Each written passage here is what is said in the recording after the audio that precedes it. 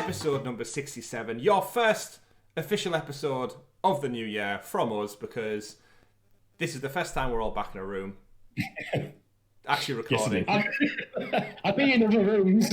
Yeah, we've been in many rooms, but if you are unfamiliar with the show, this is the Sounds of Stadia podcast, where myself, Chris, one of your hosts, alongside the techie teacher himself in his lovely, freshly decorated New Year's room, Mr. Tom, joins us once again to kickstart 2021. How are you doing, Tom? Yeah. I'm doing great. A bit sleepy today, though, because it's just sort of like getting the, just oiling the gears again and getting things going, isn't it, really? But yeah, you're right. The room is coming along now. It's a little bit different to the episodes before New Year, but I'm enjoying it. Is this going to be the permanent home base now? We're not going to expect you to change again in a few weeks now. No, it's not actually quite finished yet. I've got some grand plans still. This is just probably going to be maybe 2 more weeks, and then it'll be a little bit more furnished. So lovely. Watch the space. Delays. Or watch that. Well, we will watch. Yeah, we will watch that space. And of course, we wouldn't have the Sounds of Stadia trio without the man of many pixels joining us in the new year. He's tucked down his Christmas decorations, ladies and gentlemen. Mr. Richie, how are you doing? I'm quite good. I feel like I'm going to have to get myself another room to record in now, because both of you have changed this year. That's right, yeah. I too have changed. I've moved into... we've converted our garage. Very nice. For some of you posher people out there. And yeah, I went from having a lovely wall of my collection to just a barren door and a wall. So I specifically invested in the shelf just so I could put some of the little knickknacks that I own on there for your visual pleasure, because I just don't want to be just on a blank wall. It just doesn't feel right. The wife tells you to grow up. Yeah, well, the conversations had to be had around what specifically went on here, because this is more of a lounge now. So other adults will genuinely be in this room. So having all of this stuff on here is it's a bit of a conversation. So I may have lost some things, but I've managed to retain Crash, Yoda, not Yoda, I should call him Yoda, spoilers. Baby Yoda guy, Sonic and such. So we'll see. I might rotate around, but obviously we're all getting into the swing of things again. We're here for the new year. You're here for the new year as well. So thank you very much for joining us for episode 67 of the Sounds of Stadia podcast. Like I said, your weekly podcast where we round up all the Stadia and gaming news for your listening and viewing pleasure. We're the longest running podcast for Stadia, specifically this side of Google Maps. Because the guys over at Nerd Nest started a little bit before us, but we'll keep the one this side in Europe, even though we're not part of Europe anymore, technically, lads. Another thing to start the new year. We're part of the physical continent of Europe. We are. We are an island. That is true. Yeah, but it's still part of the continent. We're on the same tectonic plate, gentlemen. Yeah, in the sea of lava that flows below the crust of the earth. But you're not here to discuss geography. You're here to listen to us talk about Stadia, and we've got a great show lined up for everyone. This week we're going to talk about your January pro games, which just got dropped recently, but also the news, I think, dropped like literally the day after we recorded our Christmas episodes. We've also got a couple of things we're going to talk about regarding Stadia in 2021 and what their New Year's resolutions look like, because it is a fresh start. We're hitting the ground running. Hopefully we can say goodbye, farewell, fuck off to the shitty year that was 2020. Hopefully things are going to look brighter and much more beautiful for not only the gaming world, but everyone in general, and we may be allowed to return to some form of normality in our lives. But then again, gentlemen, we're gamers. We just sit and play in a room many, many hours, toiled away, and I'm sure over the festive period we took a little break, so we are now returning to your regular scheduled programming. Our Christmas episode, our New Year episode, we're obviously recording in advance, so thank you for everyone who tuned in and checked those out over the last couple of weeks while we were taking a well-deserved break, I'd say. I think podcasting for however many, 50-odd weeks in a row, I think is quite a good record to hold, considering we do this as a hobby. So thank you to you two as well, for sticking with us through thick and thin, and our lovely audience out there who stuck by us throughout the 2020 year, because over Christmas we actually passed 900 subs as well on YouTube.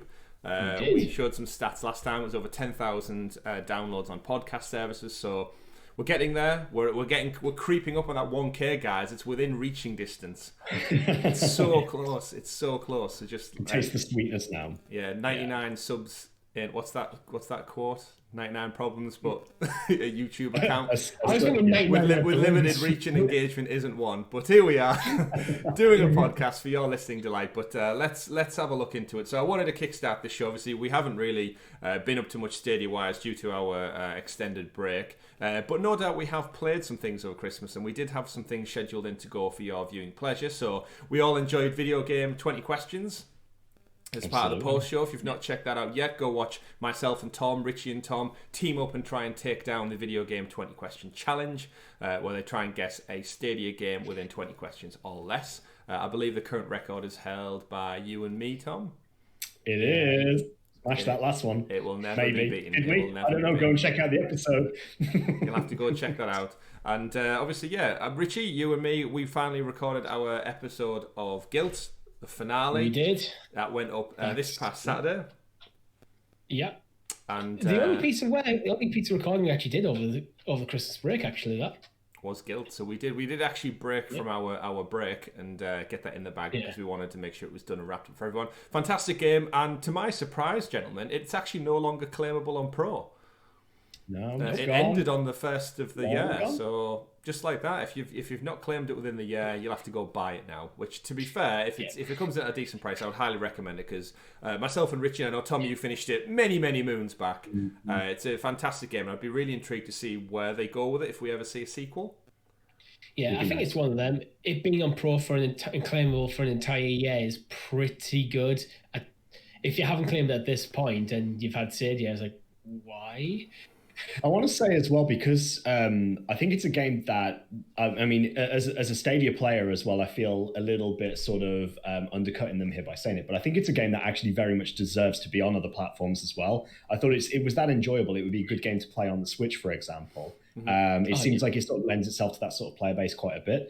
So if you didn't manage to claim it, then definitely go check it out. I think it's an incredible game. And it's not too long either. You can blast through it in maybe like 8 to 10 hours. Episodes. Yeah, there you go. Like even quicker than 8 to 10 hours, apparently. Yeah. Specifically, to be fair, we did a lot of like postulating on stuff and talking back and forward and discussing like deeper meanings to the stories and doing a bit of exploration. But I think if you sat down to play it, just focus on playing through the game, you get through in about maybe 5 to 6 hours. Yes. Yeah. Although there was a few funny moments we had in between recordings where we forgot how to use like the torch, the fire extinguisher, some of the puzzles where you naturally have that, like, you know, when you pick up a game and you've played several other games since and the control mechanics are a bit alien to you all of a sudden. That was funny. Trying to rethink how you deal with the canaries again and other such things. But it wasn't like we were going like, oh, it's been like 2 days since we last played. Sometimes it'd been like, it's been about 4 weeks since we last recorded it. Well, that's the problem I had with Monster Boy as well last year. That it was just like not so much the controls, but just the layout of where the hell you were in that world. And I think games definitely almost need like a previously on Guilt, previously on Monster Boy, just so you can, as soon as you boot up the game, you hit that save file, it tells you like a quick recap of where you last were. Maybe using a screen capture or something. Stadia could do that. Your last recording is just plucked from the cloud and showcased to you in a lovely recap mode. But like I said, we sat down and we've obviously chilled, hopefully relaxed with our friends, our families. We've had some festivities over the last couple of weeks. And before we get into the news, of which there is not that much this week, if we're totally honest. It's all the Google Stadia team obviously having a well-deserved rest too. They broke up with a final blog post just before the beginning of the Christmas week. And that's left us a bit high and dry for actual news stories. So I thought we'd delve into what we've been playing over the festive period. And Tom, I'd like to throw it over to you because I know you've picked up a couple of games, and I think you had a bit of a busy period moving into your new home and decorating, rightly so, doing all those adult things. But did you get a chance over Christmas to sit down and actually enjoy the fruits of your labour? I did. I'd probably start off by saying I didn't get a chance to play as many games as I would have liked, to be honest with you. I'm actually feeling quite a bit of withdrawal at the moment from playing video games. I'd really actually like to find some time, which really sucks considering we're on the cusp of actually returning to work. So it's going to get really busy coming up soon. But I did have the chance to play, of all games that I didn't actually think I would go back and enjoy that much, Immortals Phoenix Rising. I actually brushed it off when we were talking about our Stadia games of 2020. I'd like to go back and change my vote because Immortals is actually really, really fun. Wow. It's a really good game. And it lends itself very much to someone I'd say who is a bit more of a casual gamer. But those sort of like Breath of the Wild vibes mixed with, there's definitely, like, you can definitely get the sense of like the Assassin's Creed elements that they've taken directly from the games and moved it into Immortals. It is very much an Ubisoft sort of like collectibles, visit locations type of game. But just like your experience with the demo, the humor is there all the way through, and actually the world is a lot bigger than I thought it originally would be. So I've actually found myself sort of progressing at a decent pace, but not really making too much progression. Like I haven't got that far in the story. So far I've gotten to a point that I won't spoil too much, but there's 4 locations you have to visit, and I've just completed one of them to return something or someone, I won't say, to another area. But it's a great game. The challenges are brilliant as well. It really gets you thinking about it. And I've really enjoyed it. I've really, really enjoyed Immortal so far. That's on my to-do list as well. I think that might be next on my to-do list. I haven't decided yet. Yeah, it's one of those that I bought. So I actually, this kind of could tangent off to another conversation. Which is the Ubisoft sales kind of hit recently, because I ordered Immortals, like a classic game. I was like, I want to play this day one. I ordered it, and then obviously we were right in the midst of Cyberpunk and Valhalla. They came out the same day as Cyberpunk, actually. And same with Watch Dogs Legion. I've got Watch Dogs Legion, and I'm yet to start them. So just like you said, Tom, I don't want to be juggling 4 massive open world games all across the same period of time. I want to give them each their dedicated moment in the sun and enjoy them thoroughly. And Immortals is one that's that little itch that's in. You could just start it up and do like a few hours, but I know pulling my attention across that and everything else is really tedious. But what's annoyed me since then is the Ubisoft sales, because they've got like, I think Valhalla base Immortals is going for maybe £35 or something. $35.99. I was going to say, I'm just enjoying watching Richie buy games on Stadia while you're talking. It's literally in there, ticking away. Yeah, I have literally just bought Immortals Phoenix Rising. Like, so that is the next one on your to-do list, then, I take it. Yeah. I was debating whether to get it, just wait, because I was planning to wait until Ubisoft Plus comes to Stadia and playing it then. But I'm getting close to needing a new game anyway, and it's like when you mentioned it was on sale, I was like, I'll have a look. Yeah. Well, that's the reason why I originally purchased it, because like you said, Chris, the Ubisoft sales, I just found it, it was at a right price point where I felt sort of like I could justify actually buying it. So I took the dive, I got it, and I've really been enjoying it. That being said, though, Cyberpunk, I still haven't touched Cyberpunk, which I'm really sort of, I'm really sort of, I don't know. I need to find some time to sit down and enjoy it. But because of how busy I've been over the holiday period, I've just not felt that I can sit down to concentrate on a game. So I just wanted to jump into something a little bit more cartoony, a little bit easier, and just digest Immortals instead. Yeah, it's definitely. As someone who's actually wrote credits on Cyberpunk, it's the biggest game amongst us all. Go on then, Richie. I definitely would say you do need to sit down, at least for the first 10 hours. 10 hours. You kind of want to get yourself lost in that world to kind of understand the world, how it works, all the different characters, because it's so it's so different to anything like a Valhalla or a Phoenix Rising, where you can probably just drop in and kind of within an hour or two you kind of know the gist of how the world is. There's a lot of it's the cyberpunk stuff of it, like how to net runners and hacking and all that sort of stuff. Understand how that fits into the world. Yeah, I totally agree there. I think I said to you, Richie, I think offline, that it took me a good 10 hours to start enjoying Cyberpunk, thoroughly, actually understanding, because it does throw a lot at you really early doors. And especially being a bigger fan of third-person games, getting into a first-person one was like, okay, maybe there was a big part of me inside which was just saying I would be enjoying this way more if I could just see my character in the world. But then over time, and you do a couple of missions, and you familiarize yourself with the side quests and the skill tree and everything, and the characters and the story, the actual campaign is fantastic. And I really want to get to it, but to Richie, what stopped me dead in my tracks and sent me back to Valhalla, which is where I've spent most of my Christmas, was I had a glitch that is really bugging me, and it hasn't gone yet. And essentially, when I was doing a side mission, you can call, just like Grand Theft Auto, you can call other people who are part of your crew, essentially. And I rang, there's a guy called Takamura who you do a couple of missions for, and I ring him, and his voice dialogue options come up. You pick the what are you up to, what's going on today, and he gives his reply. It's stuck in a loop, so that them dialogue options pop up constantly. It's the same conversation, just loops around, to a point that when I start another mission, the dialogue options are overlaid over the dialogue options of the current mission that I'm doing. So constantly, I'm in the middle of like a gunfight with somebody else, and he just pops up going, "Oh yeah, I've sorted out that gig that you wanted me to look at for next week sometime." And then the yellow options to choose as text pop up in front of the text that I'm trying to respond to the current mission I'm in. And it's just a bit, after like 2 or 3 missions and walking around the free roam world, and he just kept popping up no matter what I was doing, that conversation kept popping up. And and after like half an hour of dealing with it, tried a few different save files, tried a few restarts, it's still there. And I was just like, I'm out. And I went back to Valhalla, and I've just told myself I'll come back to it. And like my worry now is I start to lose interest. What gamers are like. We're quite fickle when it comes to stuff like that, and I worry that I won't get back around to it because Immortals or something else will grab my attention instead. Yeah, how long have you played into kind of the main story? I'd say the main story, I'm probably about, well, it's hard to say without spoiling anything. That's why I was asking in terms of so time. The actual time, it's hard to say because I don't know how much free roam I've done. For those who've played it, I'm up to the parade in Chinatown, I think, is probably the most loosely way I can say it. So I'd say you're probably about halfway through, maybe a bit further. Right.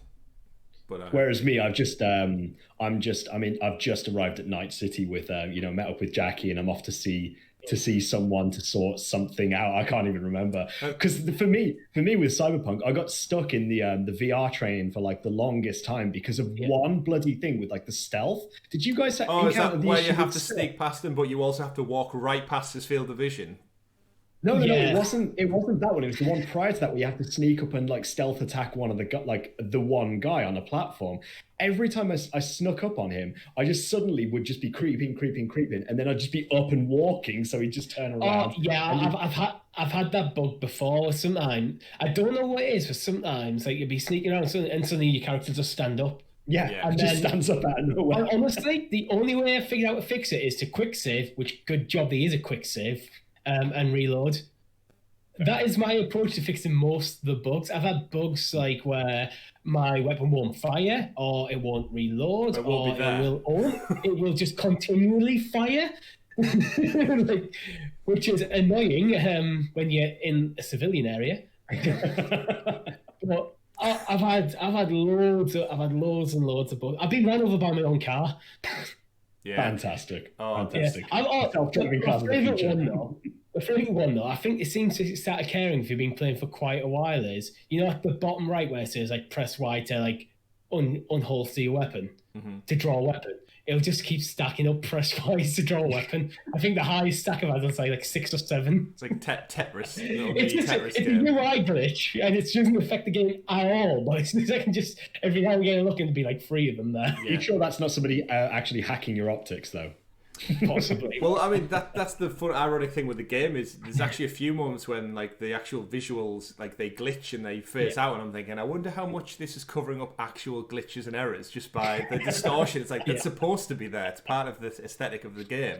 But I've had loads like that too, like little just like the ones that I think as a gamer you can either go one or both ways. You can laugh it off and think it's a massive open world game. I appreciate it's going to happen. You're just like, it doesn't bother me that much. I'll laugh and move on. And then there's game-breaking ones which really disrupt the flow of the actual story and the campaign. I was saying to Richie, I had a mission where I had to climb into a window and turn on like a power supply switch, smash the window and go to climb in. And similar to what you were there saying, Tom, about him standing up all the time and not doing the stealth attack. Every time I went to climb in the window, the game would launch me 200 meters back into a field, and I'd just basically start, and the checkpoint would be 200 meters away. So I'd run all the way back to the window, and the character's going, "Come on, V, just get through the window and turn on the damn switch." And I'm like, "I'm effing trying." Right, so jog all the way back through the desert, 200 meters, back to the window. There it is.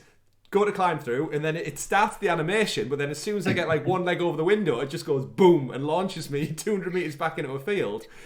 And I did it about 6 or 7 times and then reloaded it in, and it worked by like the third reload. But it's stuff like that in the middle of a deep, interesting story. It just kind of undermines it a little bit. Yeah, it definitely needs a bit more time in the oven, to be honest, that game, because it's not finished. There's just things like, ladders can fuck off.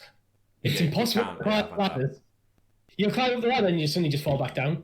Yeah. It's interesting you say that you feel like it needs more time in the oven, because I'm pretty sure they're still on track for releasing the first DLC for it as well in like the coming months too.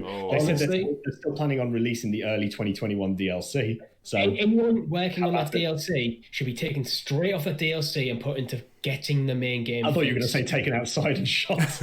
No. Like anyone at CD Projekt Red pushing that DLC right now should be taken outside and shot, because there's absolutely no need for DLC at the moment. There's plenty of game that doesn't work that needs sorting. Hey, remember this game's getting multiplayer at some point, gents. Whatever that's going to look like. I don't think it needs it, but I actually think the chance for it having a successful multiplayer is already passed. Just because it got pulled from PlayStation stores, which kind of is a huge deal. Is it back yet? I don't know. I haven't heard anything about it being back. But the initial hype window, that launch where people might have been interested in the game, has already gone and passed. I think you'll get people going back to it, but it's not going to do it's done fantastic numbers, but in terms of the reception and people's willingness to play, and I think it's kind of squandered a lot of good faith. It's an interesting one. Good thing they've just got that break glass for Witcher 4 emergency right by the side of them. Because let's face it, whatever damage this has done, as soon as they put their work on Witcher 4, they can get all the money and sales back anywhere. I think they'll recover because the sales are actually really, really strong, even when taking into account of refunds. So if you take the entire PlayStation player base and basically refund all them, they're still looking good. So I think CD Projekt Red as a whole are going to be fine. Oh, yeah. Their stock took a massive hit, but I think that will just creep back up the further we get removed from the launch, and the more positive stories that come out about it when they get the game working and fixed. Certainly.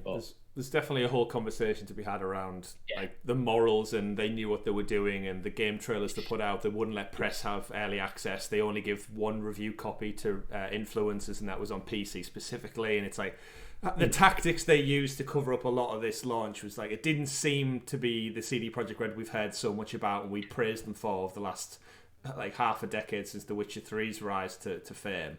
And I think this will be a stark reminder of how fickle business can be, and I think it'll be interesting to see how they try and walk back these issues over the coming months and year. And personally, I think it's totally going to screw them over for Game of the Year as well. Not that with the whole year and waiting, they might be in that conversation, but we saw how it impacts things all around. When I was probably about 20 hours in, I had a thought where, because for my Game of the Year was Valhalla, I had a thought, I was maybe this was it, maybe this was my Game of the Year. But with the amount of glitches and bugs and stuff, and as much as I love that game, I still love the game, don't get me wrong, but there's just too many broken parts for it to be Game of the Year, in my opinion. Or even in consideration. I, for one, am looking forward to my first experience in Night City anyway. So. It's weird. In one hand, I go, everyone should play it. It's a fantastic game. On the other hand, it's when you look at a Game of the Year, there's just too much. Yes, yeah. There's too many problems with forget about the release. Too many problems with the build of the game that I played for it to be in the conversation. Realistically, okay. There's a lot to be said. But however, from 2020 end of 2021. The game might be completely fixed and absolute pristine. It might have done a No Man's Sky, and then it should be in the conversation. But for 2020, it's not. I was going to say it won't be in hours because we stick to strict adhered rules of it's the year in which the game comes out, game of the year, not game of the 12-month period beginning January, February, whatever it may be. But so we've played a lot. Any other little titles you guys jumped into over Christmas aside from the bigger guys? I jumped into, and I think I may have mentioned this before, but I also played one of the releases that we had quite recently along with Enter the Gungeon. I've been playing a lot of Reigns as well. So Reigns is a fantastic game that I've been just literally sitting down and blasting maybe you can probably get half an hour stints out of it. It's just, I think it was about $1.99 on the Stadia store. And it's just a fun little sort of decision-making game. It's almost like if you say Kingdom Management meets Tinder in a strange mashup, where essentially you have to sort of like you play I the don't like role this of. princess. I like that princess. Well, you sort of play the role of a monarch, and all of your subjects come to you one by one, and they each have a dilemma that you have to resolve. So they'll give a statement, and you have two different replies to it. Either you swipe right or you swipe left, and depending on what your decision is, it impacts one of four different meters that you have above. And the whole idea is you've just got to manage your kingdom to make sure that none of these meters ever hits max or ever hits empty, because that means that that particular meter becomes too powerful. So, for example, you've got the church as one of the meters you've got to look after. You've got the people, you've got the army, and you've got financial as well. And if any of those either empties, then your current monarch is sort of like overthrown for a particular reason. But as soon as you die and you get quote unquote game over, that's the end of your reign, and you suddenly become a new king, and you start at the new current age, of which more and more things happen because the effects of your predecessors has an impact on your future kings as well. And it's really, really fun. It's really, really engaging. But there's nothing visually to it. Like there's no moving around the kingdom, going into buildings and stuff. It's literally swipe left or swipe right. That is it. That is the game. But it's a ton of fun. And I've probably put in about 5 hours into it. But it's just one of these games that just makes me want to go and just sort of like play more and more of it when I've got like 15, 20 minutes. It sounds like one of those that would be best for the touchscreen. Just when you have 20, 30 minutes when you're away from home, just to jump on and manage a couple of swipes left and swipes right. Yeah, I'm pretty sure it is actually a mobile app as well. I'm just going to double check that, but it still lends itself quite well, especially with like the touch controls rather than having the swiping. You can still use like the mobile touch controls. It just feels a little bit janky to do that. But on the whole, like I say, it's a great game. Double checking. Yes, it is available on the store. Devolver Digital, £2.79 if you were to get it on the Android store. So it's cheaper on Stadia then. It is cheaper on Stadia. There you go. Wonderful. There you go. So it also works with touch controls. Cthulhu Saves the World. Saves Christmas, sorry. Is that how we pronounce it? The dark one. I thought we agreed on this. Cthulhu. Cthulhu. Yeah, Cthulhu Saves Christmas, yeah. So that works actually really well with the touch controls. It does. You're totally right, because we played that just before Christmas. We actually jumped on because Christmas rudely interrupted our Thursday night streams, as did New Year's, New Year's Day. We jumped in and played a surprise stealth drop. So we may as well talk about it then. Tom, do you want to give us the return of the 2021 special of the Super Sexy Special Stadia Stories segment, aka the news? Feels good to be again.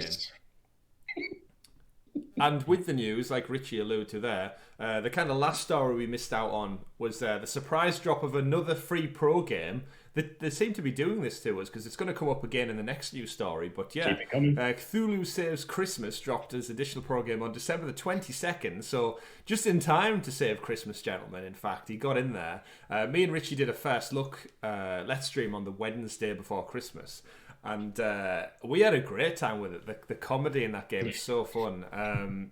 Richie, I'll probably give it better to give it a rundown just because of your Final Fantasy background. Yeah, it's a very comedic like JRPG. It's weird in places because once you get like the main town, we thought that you go okay, it's like a day counter thing, almost similar to almost like our Persona plays actually. Ooh. Where you can only do like a task a day. Okay. So you have a list of tasks, and each task you can get different items and stuff, and at certain days story beats occur. So it is like really kind of like Persona-esque, but unfortunately, one of the downside is a lot of the tasks where you'll go, okay, I'm going to go to the shopping mall, and then you just go through some dialogue trees, and then that's day over. So you don't get a lot of exploration. It's only really in the story beats where you actually get to go on an adventure with your party. So you do build up a bit of a party, and it's your classic JRPG affair. You got attacks and magic and stuff with its own twist where like I think some of your attacks are randomized. But yeah, it's a very charming game. It's hilarious. Yeah, that was the biggest takeaway from me. Yeah. Without expecting or knowing anything about it, to jump in, the art style got me straight away because it's that broken down kind of 16-bit animation. and then the comedy, just the Deadpool-esque fourth wall breaking comedy where he's a demon, he's self-aware he's a demon, the game is about him. There's a good few times when they mention that he's doing something wrong, and he says, have you seen the title of the game? It's got my name in it, of course it's going to be about me. There's one time, I think, because it's at Christmas, of course, they introduce different characters. I think Bell Snickle comes into there, and they make a reference to The Office. But they can't talk about The Office, so they have to say the narrator steps in and says, "Oh, just due to copyright legal reasons, we can't mention it, so we'll just refer to it as that popular American US TV show from now on." And there's just loads of and then Bell Snickle's going, "Yes, I am the character from that popular US sitcom TV special." And it is really just like there's a couple of moments me and Richie took turns reading out dialogue, and we just had a couple of chuckles to ourselves. But it is very short, I think, for an JRPG. They've said I think you can finish the campaign in about 6-7 hours, so it's not one that's going to take you a long time. It's a small Christmas game. It's definitely worth it. If you want to check it out, we did, as Chris said, we did a live stream, and if you also want to see me dressed head to foot in Santa outfit. Yeah, if that's your kink, then go check that out.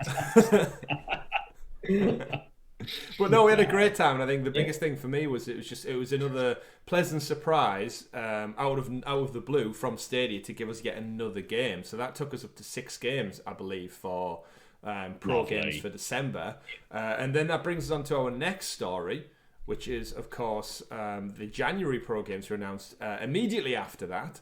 So sorry for bringing the news to you a little bit delayed, but we do our best. We do our best. We're not cutting edge reporters with 24-hour newsrooms on the go.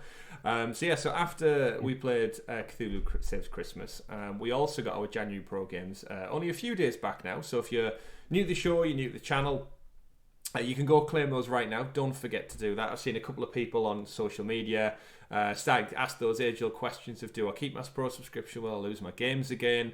The best thing to do is just claim away, and you'll have a great time, and you'll have plenty to go back to. But interestingly enough, this one kickstarted with Formula 1 2020, which I think is quite a big title to get as a pro game. I know it's a racing game, so it's not going to be up everybody's street, but I know there's a lot of people in the community who love playing this game, and from what I've read of the reviews, it's arguably the best Formula 1 game they've put out ever so far, and obviously it's part of the Codemasters team, which are currently going through a bit of a buyout themselves, with EA and Take-Two fighting over their body. So we'll see what that's going. My guess, gentlemen, before we really get into it, this doesn't appeal to you two in any great regard.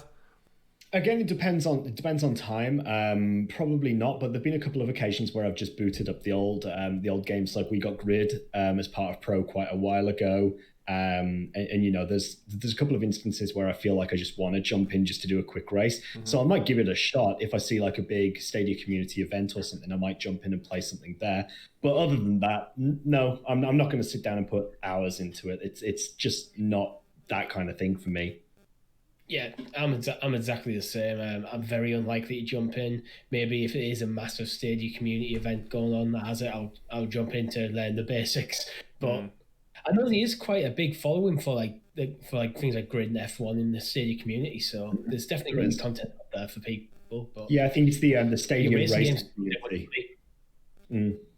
There's a lot of them out there, and for me it's surprising that we've actually got it, because although ironically we're going into 2021 and we're getting F1 2020, but the game only came out in July as a full-priced annualized title. So yes, we'll be getting the new title in no doubt another 6-7 months time, but for me it's quite a big game. That's like akin to us getting FIFA. half year after release, because ladies and gentlemen, it's time for Chris's Where the Fuck is FIFA count up, and we're currently on 86 days of public release on other platforms, and we know it's coming winter. Yes, you don't have to at me and say, but Chris, they said winter 2021, whatever it may be.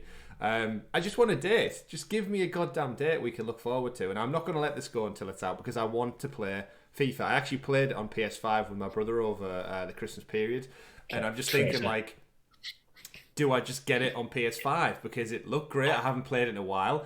Between us three, I also kicked his ass 4 games in a row, having not played FIFA in many a long time. So, although we did draw once, and I can attest the penalties on that game are still shit. They just don't work. The system is so messed up for penalties still. But it gives me that itch where I was like, I would love to start a career mode, a campaign, play people in the community online and just have a couple of matches back and forth. And yet here we are, 86 days in, gentlemen. And it looks like I'm just going to have to play Formula 1 instead.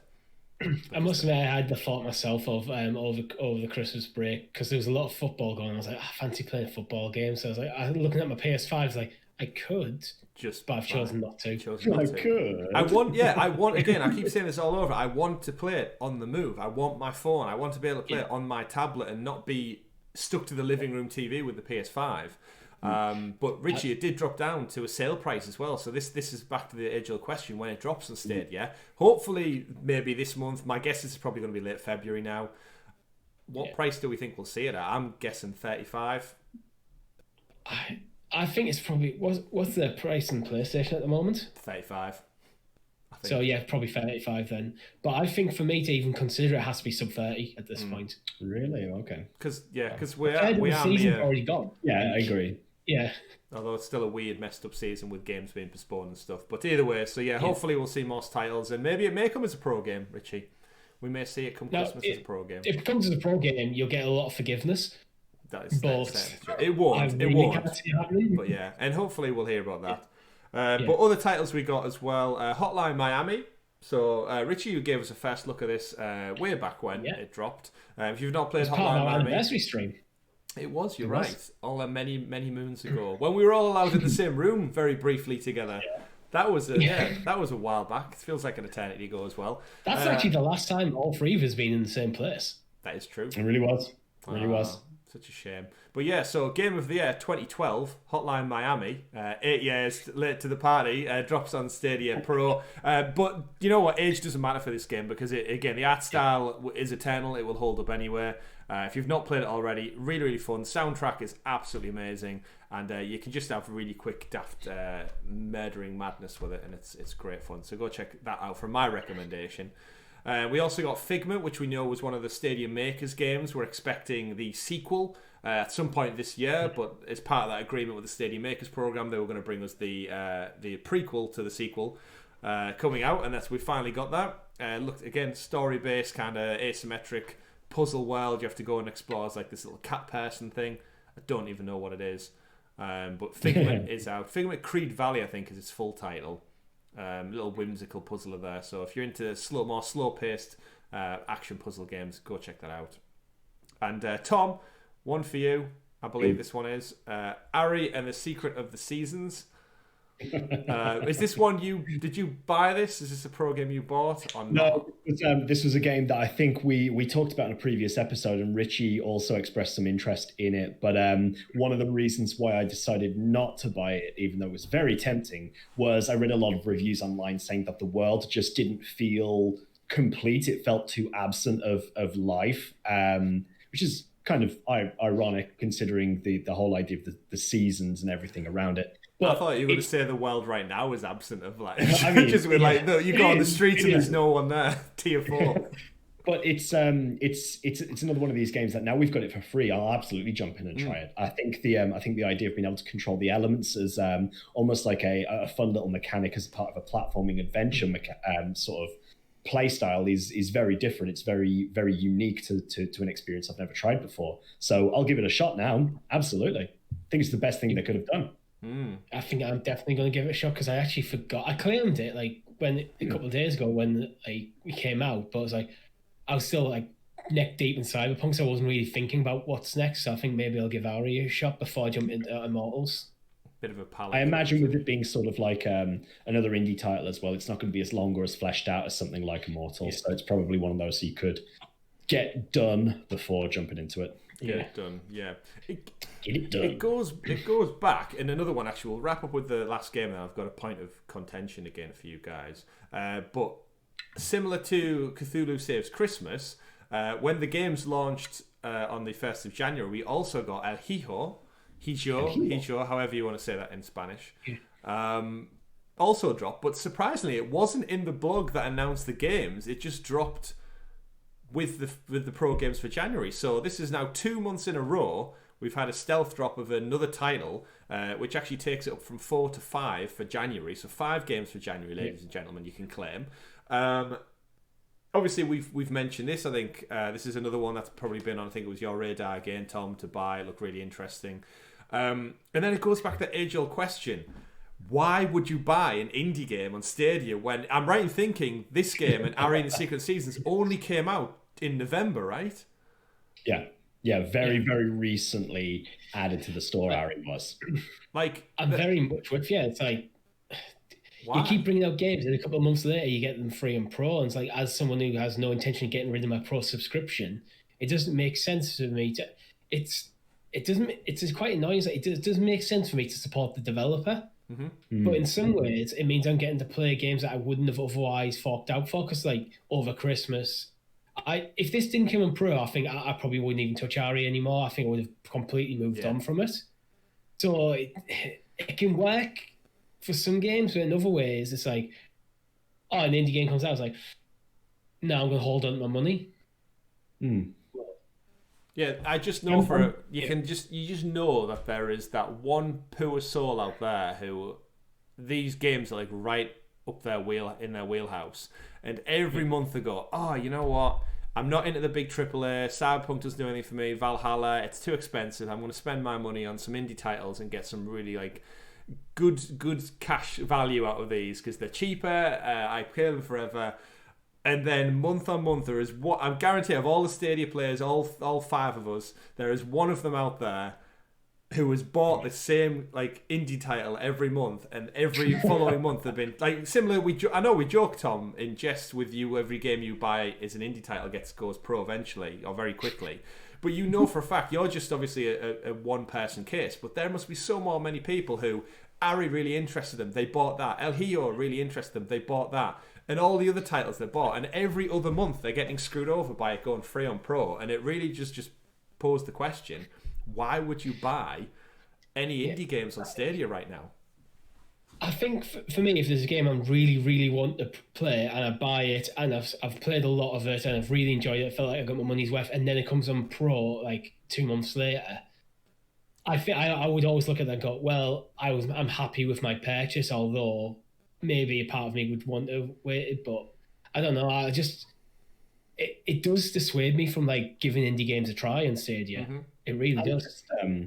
I'm just having a quick look through because El Hiyo is another one that's been published by Handy Games, who we know they introduced Spitlings to the platform as well. So we've had El Hiyo and Spitlings, which both originally came out at a price and then were released for free. So I'm just having a quick look through to see what other games they've actually published for Stadia to sort of maybe predict what might happen next, shall we say. So they also published Little Big Workshop, which is a game that is on Stadia, and more recently Battle for Bikini Bottom as well, Rehydrated, which the long-awaited SpongeBob game on Stadia. Amongst that as well, we've got an early access game. One Hand Clapping is another game that we've got on Stadia. So I wonder whether down the line something like that might go free to play, even though it is early access at the moment. It's all speculation at this point, but I just find it very interesting that relationship with Handy Games and Stadia is very much gone the same way at the moment, like releasing new indie titles, introducing the indie titles to Stadia, and then we see them going free as part of Pro, as you say, like a couple of months later. It's the only thing I can think of is that's the most beneficial commercial relationship for these indie developers, where if they get a month or two of it being on the platform, they get the initial surge of cash as it would normally, and then it goes on Pro, and then whatever deal Google has to kind of supplement that. It also be the more secure way of financially for the smaller developers. It could also be, and this is a bit of a tinfoil hat moment, where you might just think that because of the size of the Stadia player base at the moment, and albeit it's still growing, it might also be sort of like a marketing technique for them, where they say, right, okay, as you say, you get the initial surge of sales, then the game goes free, so the publicity for that game starts to pick up because more and more people try it. So then it opens it up to other platforms at that point then, where they might push it out and say, oh, now it's on Switch, now it's on Xbox and PS4. Like we saw with Spitlings, for example, that came out first on Stadia. and then whether it goes to other platforms after that sort of like in free period, whether that sort of helps them from a marketing perspective. I don't know. Like I say, it's just speculation at this point, but there could be a benefit in amongst that as well. Yeah. There's probably various different benefits based on the organization as well. If you're a small indie team releasing your first game or two, it could also just be name recognition. Mm-hmm. Oh, this is a Stadia Pro game. You get people like us talking about the names of the developers, and then suddenly people are now a bit more aware of who they are and what they're doing. Yeah, so I feel like I'm really marketing not for the game but for the developer. Well, or even the publisher, because I could have put my hand on my heart and said I didn't know who Handy Games were prior to Stadia. Yeah, so it gets their name on the map as well, doesn't it? Really? Yeah, there's been quite a few like that. And speaking of getting your name on the map, our next news story, I don't think we covered because it dropped randomly again in amongst Christmas week, and I don't think it's been that widely covered over the place. But Splash Damage, obviously the studio behind the recent Stadia Pro and Stadia exclusive title Outcasters, were purchased by Tencent. So they put out a press statement over the winter period just saying Tencent is buying our parent company, Leu. What does that mean for Splash Damage? It means we're excited for what's next. So they had a huge year with the launch of Gears Tactics on PC and Xbox and Outcasts on Stadia, and a bunch of other support across Gears 5 multiplayer and other big titles as well. But essentially, if you're not familiar with Tencent, they're a Chinese company and they own shares in a hell of a lot of people across the games industry. Yeah. Nearly every, I know we joke, but nearly most companies have a percentage shareholder owned by Tencent. And the weird one where I don't think it's very rare that they actually own any sort of like majority shares or anything. They just tend to own small parts of everyone. Yeah, it's impressive their reach on it. But Splash Damage obviously joined them. So for me, it would just be a case of how this impacts relationships going forward. Because again, Google notoriously with China don't get along all that well. Because of the way the Chinese government have their own kind of infrastructure of Google set up with I think it's WeChat and that's their kind of brand that covers everything. And Tencent now buying into the Western market with the shares in almost like every gaming industry section they have covered now. And it goes back to all the issues that happened last year with like Blizzard and press statements, I think, with Activision going out about certain things and now cut from games, and shareholders have says on what should be allowed in games because it doesn't represent certain parts of the world correctly. And it gets very political very, very quick when you go down that route. And I'm just curious as to know if this is the end for Splash Damage with Stadia now. They made one game exclusively and now they're out because they're owned by a company that doesn't negotiate with Google traditionally on tech terms. And I don't know. I don't know a huge amount about Tencent, but from what I can tell by the way they approach just buying like shares in practically anyone they can, it seemed to be more of an investor looking for just a return rather than. I don't necessarily know if they've got any like political ambitions behind it, or is it just a case of if they think they can get a good return by putting something on Stadia, I think they'll be happy to do so. But for Splash Damage, this can open the doors a little bit because almost like how Sony's development studios can interact a lot. I imagine Tencent or there's people at Tencent can facilitate these conversations between other developers, like, oh, how did you do that? We're trying to do this sort of thing, like figure out bugs and stuff and try and help develop each other to grow together. Yeah, it's hard to know, to be honest. It is. It's just an interesting one when you look at thrown around a lot, but you don't know much about them. Well, this is it. So Tencent in themselves are now the 5th most valuable listed company, overtaking Facebook last year. Yeah. And I guarantee you, barely anyone has heard of them. Yeah, that's the weird thing, that you don't know really what they do, but they're worth more than some of the best known brands on the globe. Glancing at the wiki page, I mean, entertainment is just one section of what they do. They've got things like social media, entertainment, corporate, like e-commerce, utilities, medical. So video games are one section of what they do. Yeah.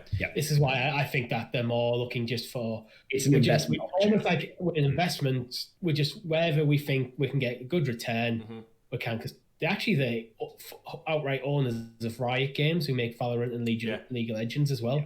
two massively popular games. Because that's where they had some problems last year, wasn't it? With one of the winners of one of the competitions from Valorant or something, they won and they stripped them of their title because of something that didn't agree with the Chinese. That was the Hong Kong Blizzard Hearthstone tournament. That was I see where you're going with it, but there are a lot of issues with, like you say, that sort of like Chinese versus Western mentality, and like what you can and can't represent on the world stage, really.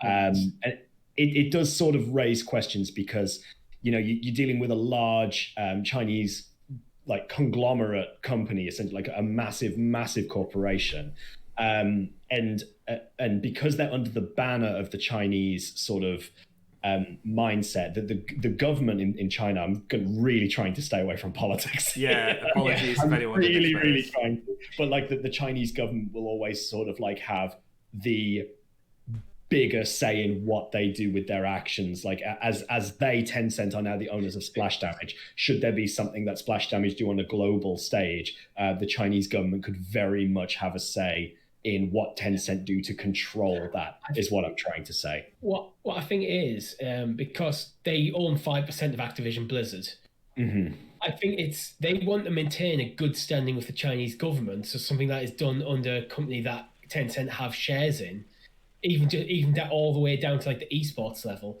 they might just be genuinely worried how the Chinese government might look at that and go, oh, you're connected to these guys. Nope. Well, the other point we're not really touching on is the fact that the Chinese gaming market is massive. Like, it is huge. There are billions of people in China who, like millions and millions of them play video games.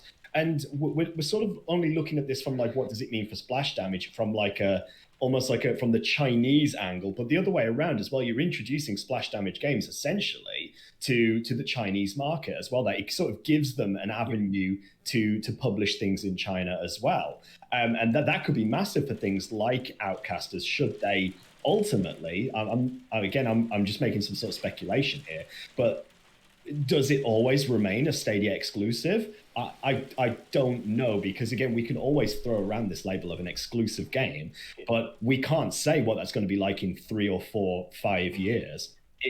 It could change. It could.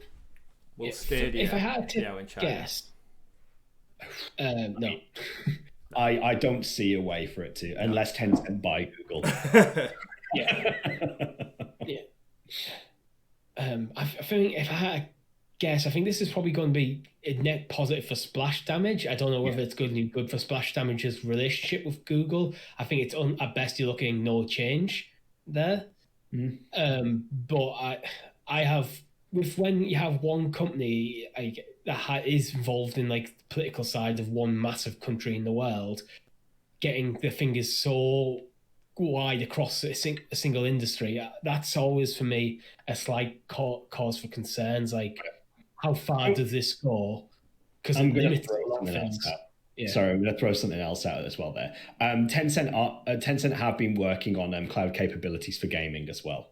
So just going to throw that out there. It'll be like Wii gaming, not like Nintendo Wii, but like WeChat, Wii, all the stuff that they own in China. It'll be Stadia, but it'll just be slightly different. But it's only time will tell, I guess, with this one. But it's interesting though that they've not bought shares; they've actually just acquired them outright, which isn't usually their play. So we shall see how it impacts things. But all of this always just makes me think back to when I did history in school.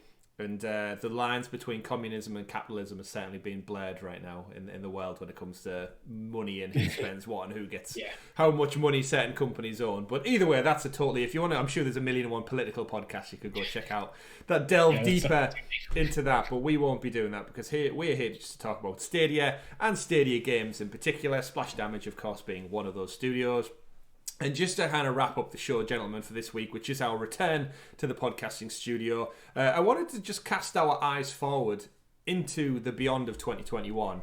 What can you see, Tom? What do your elf eyes see? What do your elf eyes see? I'm wearing glasses, so I can't see much. Not that much without them. I too am blind without glasses. But essentially, for 2021, just to take a few moments and discuss what we would like to see from Stadia, because personally, I feel like they've had a really good end to the year.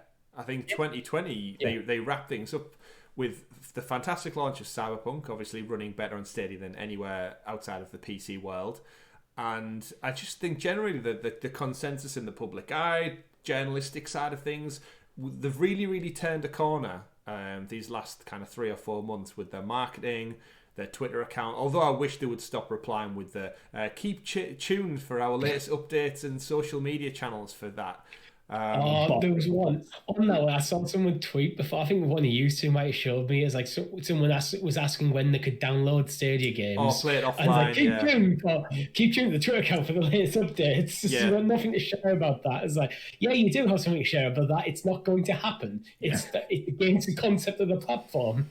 Yeah, when can I play Stadia games offline? We'll keep you updated. Keep tuned to our social media feeds. It's like, come on.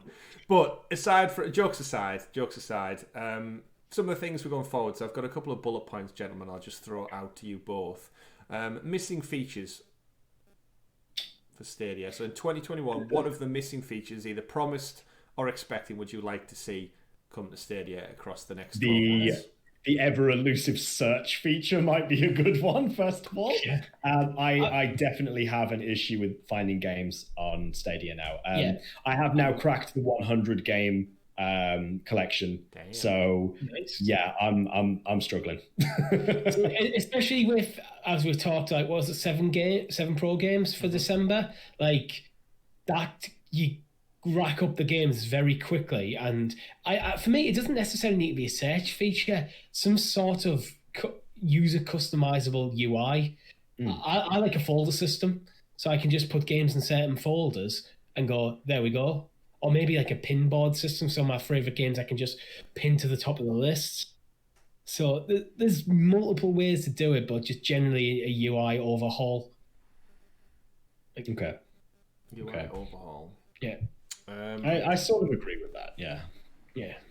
I'm thinking, for me, something probably feature-wise, just the controller setup, because I think we've seen a lot of Amazon Luna that it works across all of them, but a feature I would like to see is the controller be paired constantly. So if you switch between devices, you don't have to repair the controller, because surely the controller is linked to the server. So it should be able to play the game regardless of a display being attached through your phone, your tablet, your PC, whatever. And I know Luna's demonstrated this really, really well, where you can just basically jump to a different screen and the controller is paired to the server, so you don't need to repair it. Whereas, if I go from my phone to my TV, I have to reboot the controller, type in the code, and relink it back up. But it's relinking back up to the exact same server, so it would be nice to have a smoother switch, I think, between them. And if Luna can do it, then I'm sure Stadia certainly can. So for someone who jumps between multiple devices, I would like to see that become a reality in 2021. Okay. And while we're at it, bring it to the goddamn Chromecast with TV. That's a feature. I think we're actually, you know, it's interesting you say that, because it is now visible on the store section of the app now for if you were looking to get additional apps on the Chromecast with Google TV. It's now there, but it says it's coming soon. So it is one step closer, shall we say. Interesting. That's one definitely for me that I'd never even thought of, because at the moment I've still got my Chromecast Ultra attached to my TV downstairs. So my TV, I have 2 Chromecasts. We absolutely love our Google TV now. Like it's on our main TV downstairs, and seriously, like I don't want to go back now. I actually hate going to the Ultra and having to broadcast from my phone now. It's actually a real pain in the ass compared to I use both. I do use my Google TV more, but because it doesn't have Stadia, I need it the Ultra downstairs still. I've got another Ultra in a box doing that as well. Yeah. Actually, there's a question to that then, Tom. So I too, like the both of you, have my eyes on a Google Chromecast with TV, which is still the stupidest, longest name that you could possibly put on a product. Yes, because of the controller specifically. But I do have a question now, specifically to the power brick that comes with it for you too. What type of power brick does it come with? Is it quite? It's exactly the same one. It's the same one you use for the Stadia controller to charge it. Exactly the same. Okay, because you guys know when we fitted out the lounge, we've got a flat screen TV. Now the Ultra power brick, if you're not familiar with it, ladies and gentlemen, I have it right here. For that, just drop everything, break everything as you do. The Ultra power brick for audio listeners. Audio listeners, yeah, sorry. This guy, for someone who's trying to attach his TV to a wall with minimal give behind it, is ridiculous. Who designs a plug that sticks out probably a good 3-4 inches from the wall? So what I've had to do is I've took a power brick from a Google Home Mini, attached it to my Chromecast Ultra so it can actually fit as flush as I can possibly get it. However, now I'm not, again, I don't know how the inner workings of Chromecast work. The Chromecast Ultra can no longer stream 4K video without this power adapter, according to when you turn the TV on. So it says you can only watch 4K content when using the correct power adapter. So for some reason, even though the device turns on and I can stream, I can play Stadia, it won't let me stream 4K without this power brick specifically. I wonder if it's a wattage issue, like an actual power. Yeah. For 4K, would that make that much of, like, in my mind, I'm like, well, it's just a stream. I don't know. Yeah, it might just be a generational thing with like the amount of power draw, or it could be because that plug will have some sort of logic in there for the Ethernet connection. True. It could be something to do with that. That's interesting. But yeah, to sort of like continue with the conversation before, so it's exactly the same type of power connector you use to charge a Stadia controller. The Chromecast with Google TV is powered by a USB-C type connector, and it's just the USB-C to a USB cable plugged into that power brick into the wall. Which are the best ones. I don't like the ones that come with USB-C to USB-C, because it means that brick only works over that one device or that one cable. But so I'd be interested to know whether recently in this room here, I swapped out the plug sockets and fitted those sort of like double gang plug sockets with the USB ports on. So I'd be interested to know if you could take the power brick out of it and just go USB-C to a USB adapter in a wall socket and see if it would power it through that way and still be able to get your 4K that through way. the mains. Yeah. The thing to remember is, even with like USB-C, USB-C isn't just USB-C. There's different standards within it. Yes, there are. That's why you can get like fast charging ones. So getting back onto the topic you talked about before of like Stadia features for 2021 and so on. Over Christmas, one of the things that I personally really was sort of, let's say like most of my gifts over the holiday season were smart devices. So for example, I'm going to see if I can try and get this without knocking everything over. For audio listeners, he's got off of his chair. He's knocking things over. There goes the shelves. The paintings are falling off the wall. The lampshades are off the door. So I've got a Philips Hue light strip right here. So this is one of the ones that changes color. It's got 16 million colors, plus it's got like the warm light spectrum as well, the natural light spectrum too.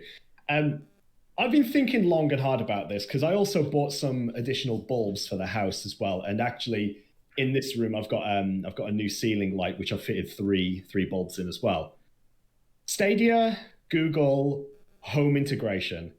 Wouldn't it be really cool to be able to allow Stadia to sort of like integrate with your smart home and almost affect like the home that you're in? So let's say you're in a room with things like the light strips and so on, to have Stadia actually be able to communicate with smart devices like this. So let's say you're playing a horror game, you could have it changing the colors or dimming the lights and things like that at the same time that you're actually going through and experiencing it. Or if you've got a smart speaker, what?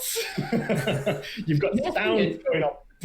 Somewhere similar to like the DualShock 4 with the light bar and like the inbuilt speaker, but for your entire room. Yeah, absolutely. Like, I think it'd be really cool to be able to have it sort of like, connect to your Google Home somehow and just sort of like fuck with your home settings. I'd be very surprised if there hasn't been some serious conversations happening at Stadia about that sort of thing. But they've probably gone, yes, this is it's very much a thing for the future, rather than the present is like probably basically catching up with like where Sony and Microsoft are in terms of the gaming landscape. Don't get me wrong. Which is this isn't something that I want immediately. This is something that I'm thinking sort of long term. It'd be a nice little quality of life sort of addition. You see PlayStation with the DualShock. The DualSense controller and changing the way that like we sort of experience games firsthand. I'd like to see what Google can do with Stadia, sort of like on a cloud level, really. if you did something like the Home Hub, you could use that as a second screen that displays the map for a game. Exactly. Yeah, exactly. Indeed. Yeah. I'm just picturing there's somewhere Tom, there's a bloke who's just or a woman who's working on the Stadia search bar feature, and he's like, I'm nearly finished, I've nearly got it ready to go, and someone goes, I was listening to a podcast the other day and this guy said about integrating Hue light bulbs into Stadia, and he's like, oh yeah, that's a phenomenal idea, pause the search bar project he's working on, and he dives straight into working on Hue light bulbs, and once again the search functionality sits there abandoned in their roadmap plans. All right, so we're early on in 2021, so I'm just going to say this, guys. If you don't get the search bar in 2021, you can blame this guy right here. It's got to be on. That's me. Yeah. So moving away from the missing features, I guess, gentlemen, as we push into the rest of the year, the next big topic, I guess, is kind of going to be games library. And I think this is something that I've seen a couple of people in our Discord group. So again, if you are new to the show, new to Stadia, we've got a great Discord community going on. The link is in the description below if you want to engage and chat more with other Stadia and Sounds of Stadia specifically. Listeners and viewers as well. There's been a bit of chatter about games coming to the platform, and I think people are starting to question now if we're going to be getting things like the new Harry Potter game, or the Hogwarts game, I suppose, that's scheduled for later this year. We've got the Batman Arkham games coming out. We still don't know where FIFA is. There's a couple of other titles, and all that typical gong is going to be rung about is Call of Duty and Fortnite coming. And as we head into 2021, the games library, again, is going to be a point of scrutiny. When we get more AAA titles trickle out throughout the course of the year, we know we're getting Hitman 3, we know we're getting Far Cry 6. What's going to be that next big title that we're going to be totally left in the dark about and we're not going to know about? What do we think for games library? This is going to be an interesting... Yeah, this is going to be an interesting year as well, because it's the PS5 and Xbox Series generation's first real year as being out in the wild. On top of that, also the PC, like Nvidia and AMD, brought out a completely new generation of graphics cards. So gaming as a whole has just took another generational step forward. It's not just in console gaming. So it's going to be. I think we need to get FIFA 2022 this year. Let's just put that out there. Yeah, day and date this year. That needs to be. I think extrapolate that into EA's library. Just EA's big titles coming this year should be day and date. Mm-hmm. I'm still all over needing to see Mass Effect Legendary Edition. I really think that this year I want to see BioWare on board with Stadia, and I want to see Activision Blizzard on board with Stadia. Yeah. I think with Diablo 4, Overwatch 2 coming out, I really think Google should be like digging in deep, and the Stadia team should be trying to get Blizzard on board, because those are going to be two huge titles that have got they've got diehard player bases. The thing is, if they're getting cross-platformers, that Activision Blizzard are software developers, not hardware.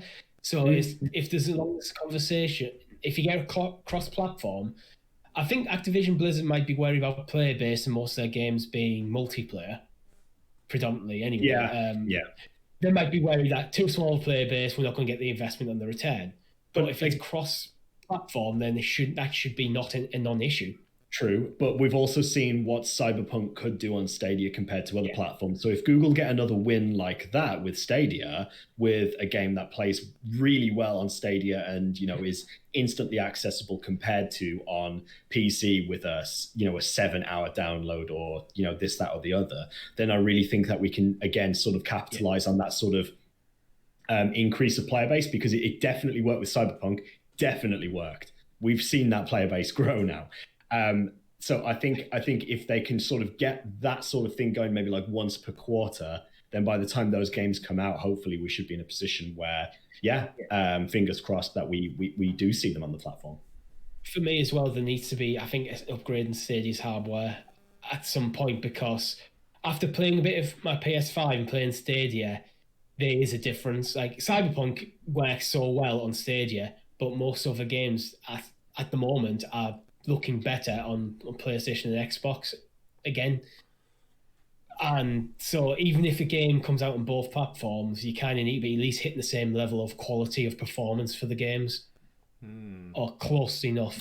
Well, we're all hoping to hear from things like ray tracing and such, right? Because that's the next. Well, big ray thing. tracing is supposed to be coming with Hitman 3. Like that much has been confirmed. So we're just. And it was rumored with Chorus as well. I think the thing we need to sort of like own back in on is I can't remember whether it was the John Justice interview or whether it was I forget his name, the other guy with the Jackie B. Yes, Jackie B. Where they said that we won't talk about Stadia as having like a 2.0 or anything anymore, because they said the hardware improvements will be happening, but they will be happening just over a lot longer period of time as they roll out. It won't be like an instant switch, for example. It won't be done overnight. Boom. And that's how I've always viewed it. But they just need to get the marketing right, so when a game comes out on multiple platforms, that people are seeing this as comparable to the Xbox Series X and the PS5, and not the PS4 and Xbox One. I'm with you on that. You need to get that in people's heads, so there has to be a little bit of talking about it. It doesn't have to go, oh yeah, we've upgraded the hardware so it runs as good as. You just need to go, yeah, it's as good as. Yeah, it's interesting that they did come out and say that we won't be talking about like generational leaps and stuff like that. But from a marketing standpoint, surely you have to come out and say that your product is now on par or better than the competition. Like that's marketing 101. You can't just be silent and think, people will watch this random YouTube video that talks about like the guys in the community are going to do great work, like Jem and Adam over at Stadia Source, who do all the pixel counts and the 4K breakdowns and comparison resolution videos, and that's all great. But you've got to expect Stadia's marketing team to come out and say, ray tracing looks fantastic in Hitman 3. Check it out here with no downloads and updates. But they can't just stay silent and expect people to know. Otherwise, everyone, like again, the average consumer, our friend Chase will talk about that all day long. If you're just in it for one or two games a year, and Stadia came out in 2019, as we start to creep around to like 2023, 2024, at what point does Stadia not have a 2.0 and people start thinking, isn't that old thing? Does that even still work anymore? Because we'll be at the cusp of probably a PS5 Pro or an Xbox iteration, and the way the industry works is you need that next big thing to keep people like involved and interacted. And yeah, I get the concept of Stadia, it's great, but they need that marketing push. I think ray tracing is a great feather to their bow to kind of have to shout about. I wonder if they're relying on assume we've got to a point where everything's day and date with Stadia and other platforms. Eventually, as you see the Xbox One and the PS4 logo disappear, that the Stadia logo's still there, and you're left with PS5, Xbox Series, and Stadia, that it just naturally becomes part of the next generation, and that's. And while they're constantly talking about the upgrade the hardware on your end. But then that's sort of, to me, that sort of like opens up to being sort of like subjective to being considered alongside the older gen, because as long as those older gens are still being talked about and that Stadia label's there, as long as they're there, it's still, it's until they disappear. It's still that's what I mean. Once the label disappeared and that Stadia logo hasn't, it's still there. I get that, but how long are they going to keep developing for PS4 and Xbox One for? Because that usually runs quite a while into the life cycle. I imagine it's going to be a couple of years, especially with the delays I've had and like how difficult it's been to get hold of the consoles this time round. Well, hopefully it's not the case, though. Hopefully it's not the case. Who knows? Who knows? It's good. One thing we know is they are keeping the cards close to the chest, at least probably for the next year. Yeah. So to round things out, gentlemen, I think we can all agree that the one thing Stadia does need for 2021 is a roadmap of releases, because I, for one, do not want to spend another 12 months talking about Stadia and not knowing when stuff's coming out day in day. It's like the SpongeBob thing, again, lesser titles, but I don't want us to be going into... Yeah, Cyberpunk, but I just don't want to spend another year of knowing for a hardened fact that this game is coming out this year. Like, if it is the Hogwarts game, for example, Warner Brothers teased it at the Summer of Games E3, whatever the hell that was last year. I don't want to get around to being like 2 weeks out from release and we have no clue or indication from Google that it's coming to the platform, and then they randomly stealth drop it or they talk about it 3 months after the fact it's came out. They need to have their relationships with the likes of Warner Brothers and other studios a lot clearer, but more importantly for us as consumers, a date. We need stuff to know when stuff's coming out. And it's a classic thing. It's like it's coming 2022. When it's 2022, it's coming fall 2022. When it gets to fall, it's coming November. Yeah. And then gets to November, it's November the 17th. Happy birthday, Richie. It just feels like, I mean, our friend Brian tweeted out about, I know I joke about FIFA, but on the website it says we'll be telling you more. FIFA will be coming winter season, and then it says we'll tell you more about this before the end of the year, and the end of the year is gone and they haven't told us anymore. They haven't updated us anymore. So what, we just wait in perpetuity. And again, it's all well and good with lesser titles and such, but when you're talking about the big hitters, it needs to be either day and date mentioned or not. You can't surely put a Stadia logo on a trailer and say it's coming if it's not coming until later in the fact. And they need to sort that out, and I'd love to see a roadmap of concrete dates. I'd almost be more forgiving with FIFA if it was the first EA game on there, because it might have been a case of getting the engine running, but we've got Jedi Fallen Order, which runs on the same engine. It doesn't. Jedi Fallen Order's Unreal Engine, not Frostbite. Okay, so it could be the engine then. It could be getting Frostbite over. Damn Frostbite. Yay, Frostbite. But hey, if we get Frostbite, we get lots of things with it, though. That's true. So it might just be getting that first hurdle, getting Frostbite working, and the games, and then the floodgates might open for EA. Certainly. Maybe. So, final one. Do we think we'll see a Stadia Connect anytime soon to kickstart the new year? No. You think they're done? They're not a thing? No. Or... maybe March. March time? I reckon. Yeah. It's the end of the financial year. It's the end of March. That's true. So it's our last big push for the year.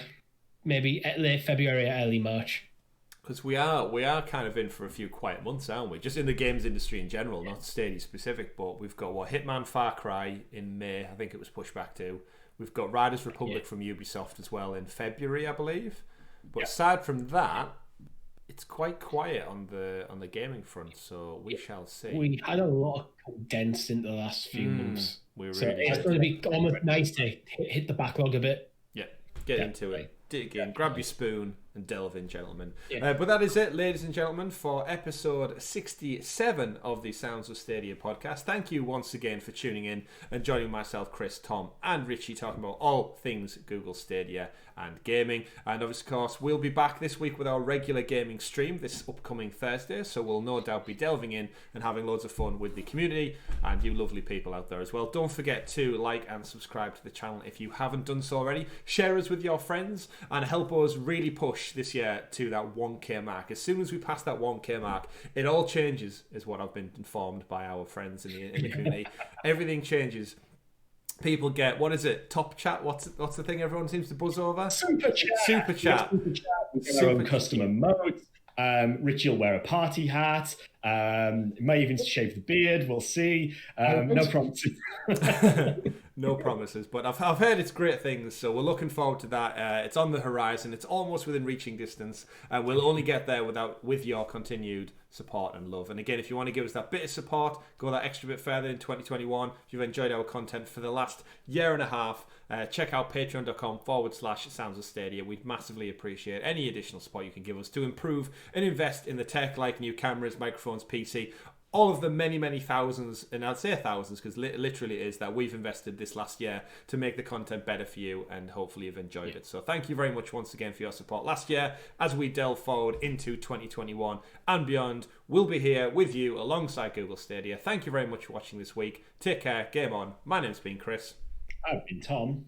I've been Richie. We've been Sounds of Stadia. Have a great week, everyone. Happy New Year once again. Game on. Goodbye. Bye. Good night. Good night. Good night.